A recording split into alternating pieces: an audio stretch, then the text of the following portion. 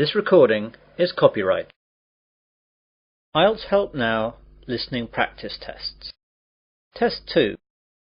In the IELTS test, you hear some recordings and you have to answer questions on them. You have time to read the instructions and questions and check your work. All recordings are played only once. Now turn to Section 1. Section 1. You will hear a telephone conversation between a man and a woman discussing a hotel reservation.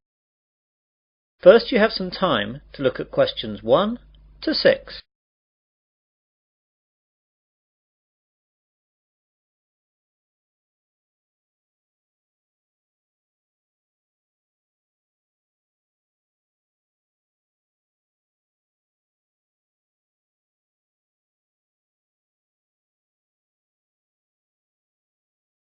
You will see that there is an example.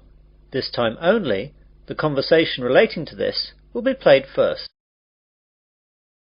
Sunrise Hotel. Good morning. Barbara speaking. Hello, my name is John Griffin. I'd like to make a booking for tonight, please. Are there any rooms still available? Yes, there are a few left. What were you wanting? Well, I'm on a business trip, so I only need a single room. Mr. Griffin is on a business trip, so B is the correct answer. Now we begin. You should answer the questions as you listen, as the recording is not played twice. Listen carefully to the conversation and answer questions 1 to 6. Sunrise Hotel. Good morning. Barbara speaking. Hello, my name is John Griffin. I'd like to make a booking for tonight, please. Are there any rooms still available? Yes, there are a few left. What were you wanting? Well, I'm on a business trip, so I only need a single room. I don't think that will be a problem. Let's look. Yes, there's one single room left. Shall I book it for you? Yes, please. That would be great. Right then, let me get a pen. So what's your name again, please? John Griffin. That's JOHN GRIFFIN.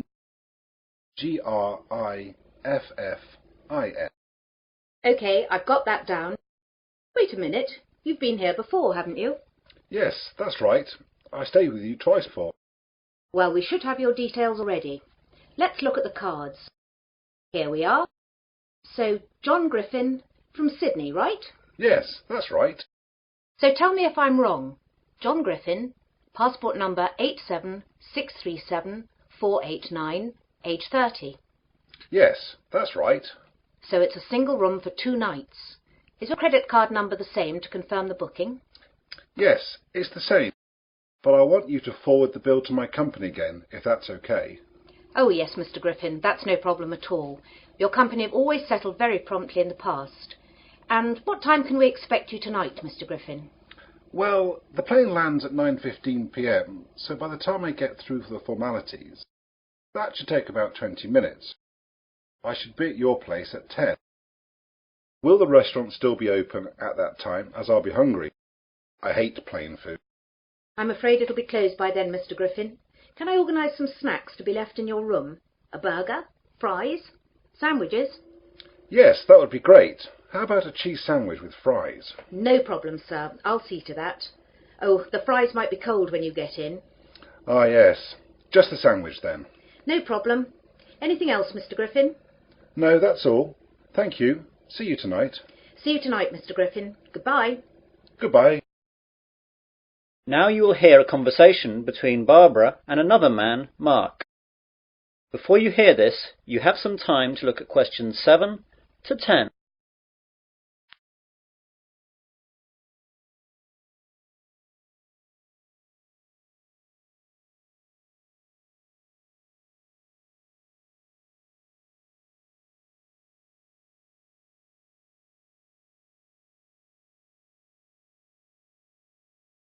Now listen carefully and answer questions 7 to 10. Oh, Mark, that was Mr. Griffin. You know that nice man from Sydney who's been here a couple of times before?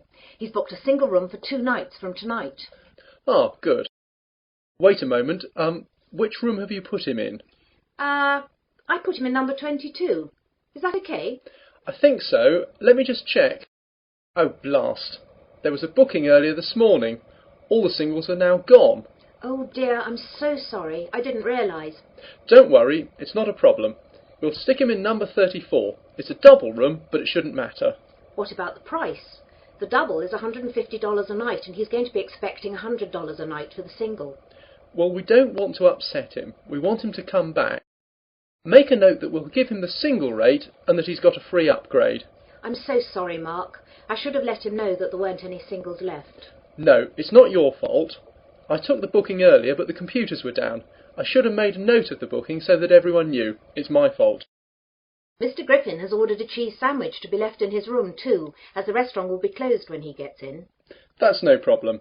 Just leave a message for my wife in the order book there. She'll make sure that it's prepared by the kitchen staff, and then room service can take it to his room just before he arrives. How much shall I charge him for the sandwich? What is it again? Ah, yes, cheese. Well, beef and chicken are both $10, and salad is $8. Just make it $9. That should be okay.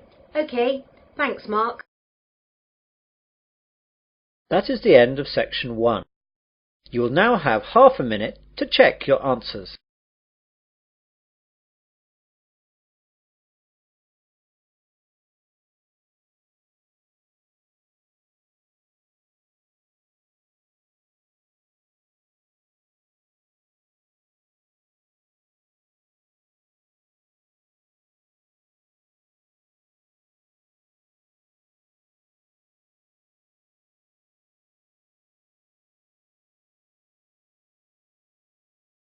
Now turn to section 2.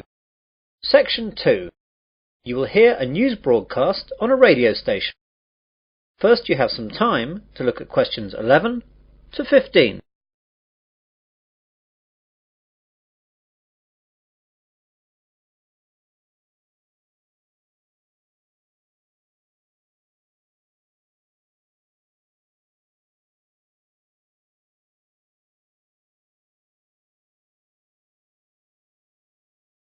Now listen carefully to the news broadcast and answer questions 11 to 15.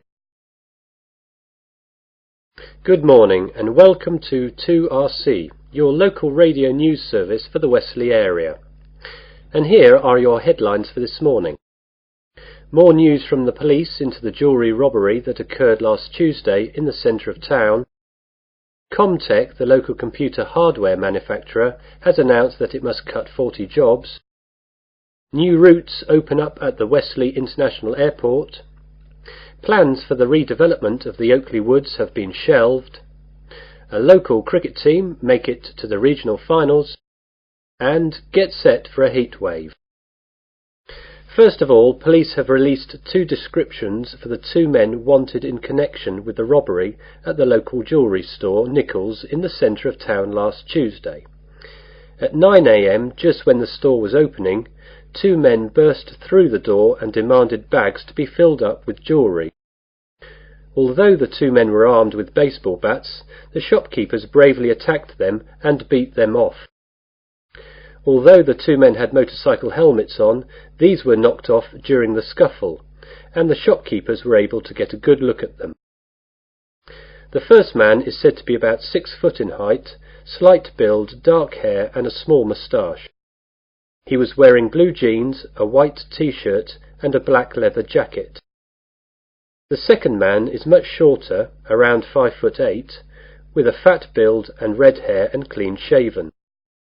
He was wearing a dark blue sweater and black jeans. They are both probably in their early 20s. The police hope to issue photo-fit pictures later today. The public are urged to call Wesley Police if they think they recognise either of the 2 men. You now have some time to look at questions 16 to 20.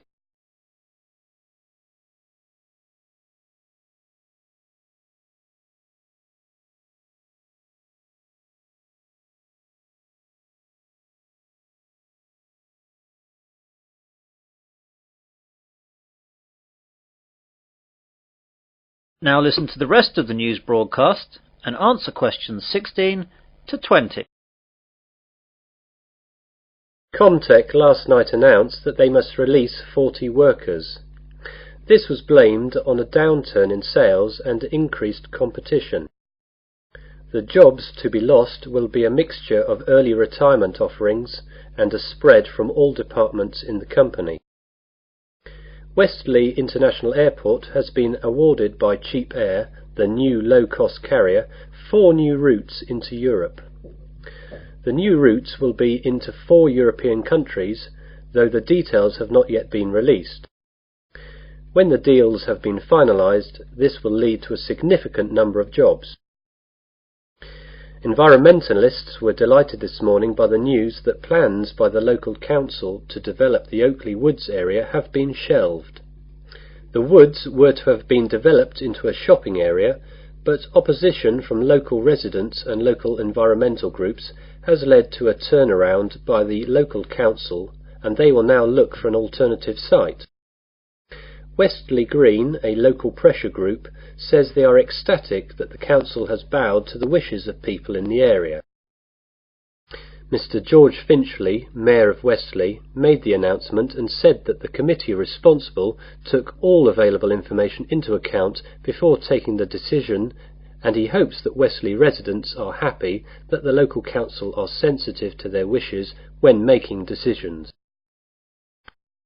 East Moors CC, a local league cricket club, has made it to the finals of the Sunday League knockout cricket competition. They will play the final at home on Sunday 30th of August against Newbury CC. Go along and support if you're around that day, as you'll be assured a great Sunday afternoon sport. And finally, get set for a heat wave for the remainder of the month of August. Weather experts have assured us that we will have 3 weeks of unbroken sunshine till the end of the month. Great news, but those of us who are experienced with the British weather will most likely greet this news with, "Let's wait and see." That is the end of section 2. You will now have half a minute to check your answers.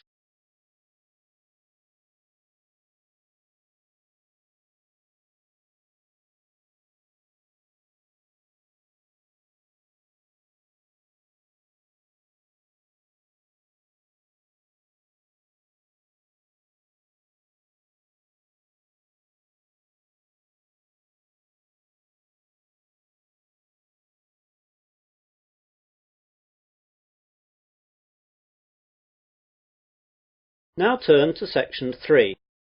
Section 3. You'll hear an admissions tutor at a university interviewing a prospective student. First you have some time to look at questions 21 to 26.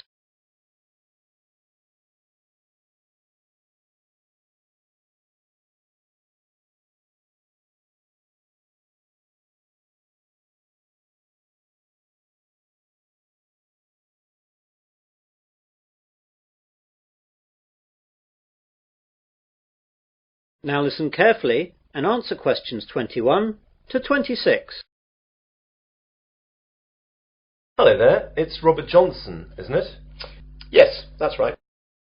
First of all, thanks for coming to this interview and thanks for applying to the engineering department of Wesley University. This is a fairly informal interview where I just get to know you and find out what kind of person you are. There won't be any technical questions as we've got all your educational background from your application form. Oh, that's good. Now, I know you've applied to us to study civil engineering, so can you tell me why you chose this field? It's a mixture of reasons, really. First of all, I've always been fascinated by building things. Whenever the family was on the holiday, I would always be interested in the local bridge and all that. My father is a civil engineer too, so he'd always be able to explain things. And it was he, I suppose, who really fostered my interest. I'm lucky as well, because my best subjects at school were maths and physics, which are the ones that are of particular use for engineering. So you'll be keeping it in the family then? Yes, my brother wants to do the same thing as well, so you'll probably get an application from him in another 2 years. Great. Now then, I noticed from your application form that you took a year off between school and university. What did you do during this year?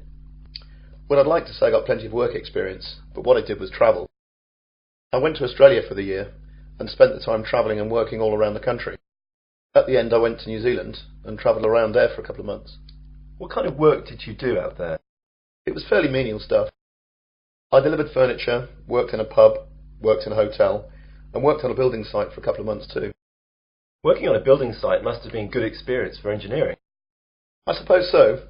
I mean, it was interesting to see the brass tacks side of things. And a good engineer has to get his hands dirty, my father says. He's absolutely right as well.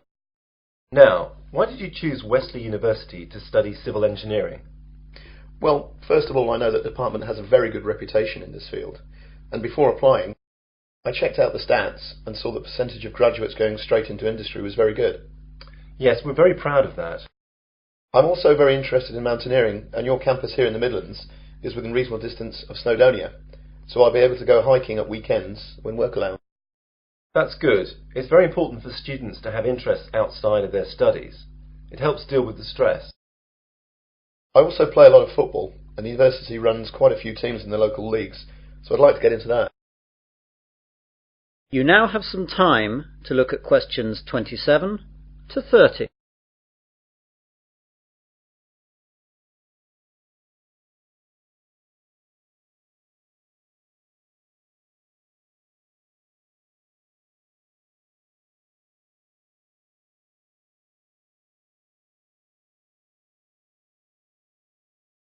Now listen to the rest of the interview and answer questions 27 to 30.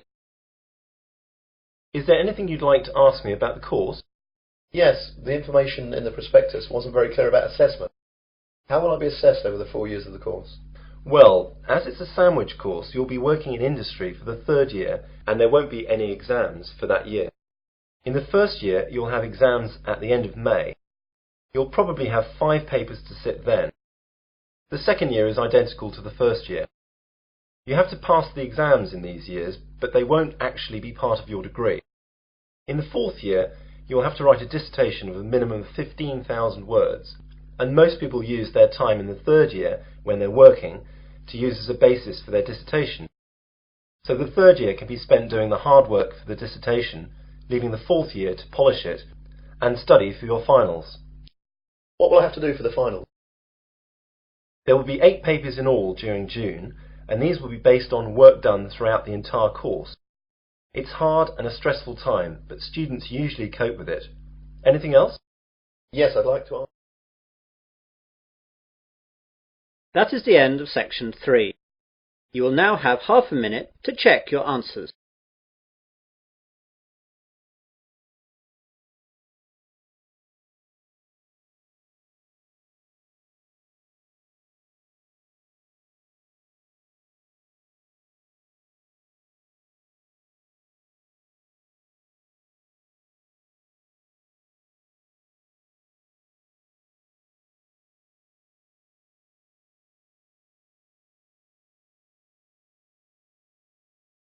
Now turn to section 4. Section 4. You will hear part of a research methods lecture. First you have some time to look at questions 31 to 40.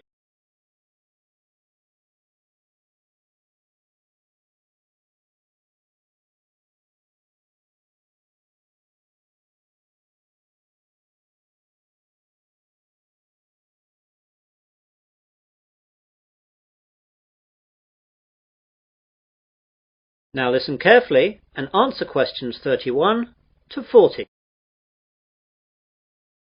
Good afternoon, ladies and gentlemen. Welcome to this auxiliary lecture on research methods. This lecture is not aimed specifically at one particular course, but is a general lecture that will be relevant to any student who must conduct research into a topic for his or her course. For most of you, this will be the research that you need to do in order to write your dissertation and theses. It has been said that First World societies are no longer industrial societies, but information societies. That is, our major problems and tasks no longer mainly centre on the production of goods and services necessary for survival and comfort, but rather require a prompt and accurate flow of information on preferences, needs and behaviour. This is why surveys today are regarded with so much importance. What then is a survey? Today, the word survey is used most often to describe a method of gathering information from a sample of individuals. This way, the results can be projected from the sample to the larger population. An important consideration to take at the start is to decide how large a survey to perform. The sample size required for a survey partly depends on the statistical quality needed and the size of the total population of the area in question. Even so, there is no simple rule for sample size that can be used for all surveys. Analysts, though, often find that a moderate sample size is sufficient statistically and operationally. A properly selected sample of only 1,000 individuals can reflect various characteristics of the total population, but it is not always needed to sample the entire population for your needs. I'd like now to look at some of the types of survey available to us, and the focus here will be on methods for surveying individuals and companies. Mail, telephone interview, and in-person interview surveys are the most common ways for doing this. The latter can be in offices, homes, or on the street. Mail surveys can be relatively low in cost. A decent response rate, though, is the major problem. Mail surveys can be most effective when directed at particular groups, such as subscribers to a specialised magazine or members of a professional association. Telephone interviews are an efficient method of collecting some types of data and are being used increasingly. They lend themselves particularly well to situations where timeliness is a factor and the length of the survey is limited. For students such as you, though, cost will be an issue. In-person interviews in a respondent's home or office are good when complex information is to be collected. It could involve a great deal of travelling around, though. Street interviews could also be useful as they are easy, but the sampling is not very scientific. We also need to look at the content of our surveys. Surveys can focus on opinions and attitudes, or on factual characteristics or behaviour. Many surveys combine types of question. Questions may be open-ended, such as, "Why do you feel that way?" or closed, such as, "Do you approve or disapprove?" The questionnaire may be very brief, a few questions, taking 5 minutes or fewer, or it can be quite long, requiring an hour or more of the respondent's time. Also, because changes in attitudes or behaviour cannot be reliably ascertained from a single interview, some surveys employ a panel design, in which the same respondents are interviewed on 2 or more occasions. There are also certain ethics to be looked at in conducting surveys. Some of you will see that the information that you will compile is of value to companies operating in that particular sector. Therefore, you must always bear in mind a few guidelines. Surveys should be carried out solely to develop statistical information about a subject. They should not be designed to produce predetermined results or as a ruse for marketing and similar activities. The industry standard for all reputable survey organisations is that individual respondents should never be identified in reporting survey findings. All of the survey's results should be presented in completely anonymous summaries, such as statistical tables and charts. That is the end of section 4.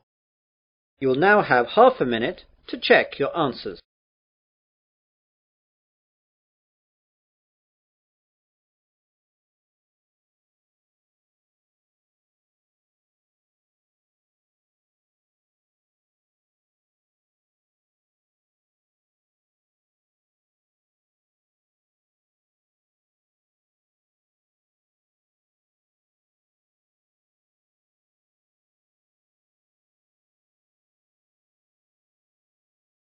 That is the end of listening test 2.